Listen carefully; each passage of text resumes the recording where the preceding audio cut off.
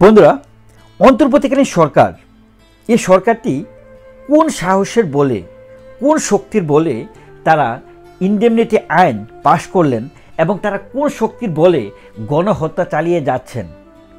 কোন সাহসে তারা, কার দাপটে, কোন শক্তিতে তারা বাংলাদেশে যেটা চায় সেটাই করার চেষ্টা করছে? তারা জামাত ইসলামকে শরিয়া আইন জিহাদিদেরকে এস্টাবলিশ করার জন্য। শক্তিটা কি আসলে? যেমন শক্তির কথা যদি বলতে যান, প্রথমে তাদের শক্তি ছিল আমেরিকার ডেমোক্রেটিক পার্টি, তারা জো বাইডেন, কামালা হ্যারিসরা তারা চেয়েছিল ডক্টর মোহাম্মদ ইউনূসের বলয়ে তারা কিছু জিনিস এস্টাবলিশ করতে। কিন্তু সেক্ষেত্রে তারা যে জিহাদিদেরকে এস্টাবলিশ করার যে বিষয়টা, সেই বিষয়টাকে তারা আসলে একটা অপশন হিসেবে বেছে নিয়েছিল এই সরকার পতনের জন্য। কিন্তু এখন কথা হচ্ছে, বর্তমানে আমেরিকায় এই যে সরকার পরিবর্তন হলো, পরিবর্তন হওয়ার পরেও অন্তর্বর্তীকালীন সরকারের যে হত্যাযোগ্য ইনডেমনিটি আইন এবং যেভাবে তারা প্রতিপক্ষকে ঘায়েল করার চেষ্টা, জামাত শিবিরকে এস্টাবলিশ করা, হিজবুত তাহরিরকে এস্টাবলিশ করা, আপনার প্রকাশ্যে দেখতে পাচ্ছেন যে কিভাবে হিজবুত তাহরির সদস্যরা, লিডাররা প্রকাশ্যে তারা আর্মি অফিসারদের সাথে পর্যন্ত মিটিং করছে, বিভিন্ন বিষয়ে তারা প্রহসন করছে, বাংলাদেশে কিভাবে তারা জব্দ করতে পারে, তারা কিভাবে একটা শাসন ব্যবস্থা কায়েম করতে পারে। কিন্তু আমার কথা হচ্ছে যে তারা এই শক্তিটা পাচ্ছে কোথা থেকে?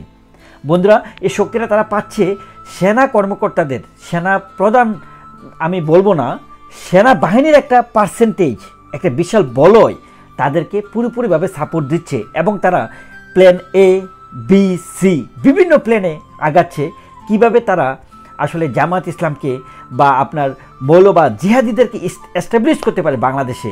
এই জিনিসটা নিয়ে তারা কাজ করছে। আপনারা জানেন যে সেনাপ্রধান ওয়াকারুজ্জামান তিনি যে দায়িত্বটা নিয়েছিলেন, তিনি চাচ্ছিলেন যে কোনো মূল্যেই হোক বিশৃঙ্খলা ছাড়া বাংলাদেশে যেন একটা নির্বাচন হয়ে এই অবস্থান থেকে তারা সেনাবাহিনী যেন তাদের কর্মস্থলে ফিরে যেতে পারে, তাদের ব্যারাকে যেন ফিরে যেতে পারে। কিন্তু সেনাবাহিনীর যে বিশেষ একটা দল, যেটা বললাম যে এই জামাত শিবিরকে এস্টাবলিশ করার জন্য কাজ করছে, শেখ হাসিনাকে পতনের জন্য যারা কিনা কাজ করেছে আমেরিকার বলয়ে এসে, তারা চাচ্ছে অন্তর্বর্তীকালীন সরকার doctor Muhammad Yunus unlimited time, মানে হচ্ছে বছরের পর বছর তারা আসলে এখানে এস্টাবলিশ করা হোক এবং এস্টাবলিশ করার মাধ্যমে জামাত শিবির এবং মৌলবাদ জিহাদ এবং একটা শরিয়া আইন ব্যবস্থা তারা যেন কায়েম করতে পারে। এটাই হচ্ছে তাদের মেন শক্তি। আর এই শক্তির বলেই আপনারা দেখেছেন জামায়াতে ইসলামের যে আমির, তিনি কি বলেছিলেন যে বিএনপি হচ্ছে একটা কি দল, তাদেরকে কিন্তু গালি দিয়েছিলেন যে আওয়ামী লীগ, বিএনপি এরা হচ্ছে জালিম। তো জালিমদের কথা অবস্থান যখন নেয় তখন আপনাকে বুঝতে হবে যে কোন শক্তির বলে তারা এটা বলছে এবং তারা আসলে কি করতে চাচ্ছে। তারা আসলে এই জামাত শিবিরের বলয়টা তারা চাচ্ছে বাংলাদেশে একটা আধিপত্য বিস্তার করবে। এটা কিভাবে করবে? তারা একটা সেনাবাহিনীর একটা বিশেষ সাপোর্টে দেখা যাবে যে তারা একটা জোরপূর্বক, বলপূর্বক বাংলাদেশে এটা কায়েম করার চেষ্টা করবে।